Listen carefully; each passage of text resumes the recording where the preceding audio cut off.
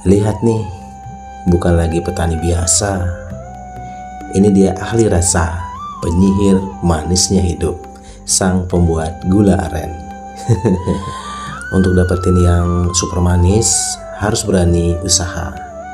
Jangan cuman rebahan, scroll mantan. Lihat tuh, direbusnya lama banget, panas, sabar, dan harus terus diaduk. Persis kayak hubungan kita, gak bisa asal jadi. Cinta instan, gula aja butuh waktu lama untuk manis maksimal. Jangan cari yang cepat, nanti gak sempurna matangnya. Nah ini nih, pas sudah matang baru banyak yang lirik.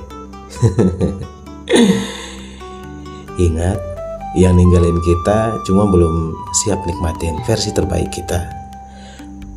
Akhirnya manisnya nyata. Itu karena perjuangan. Sama kayak cinta, kalau semuanya manis doang, itu mah sirup. Tapi kalau ada pahit-pahitnya, itu real love. Like jika kamu pernah disakiti, komen jika udah siap manis bareng. Terima kasih.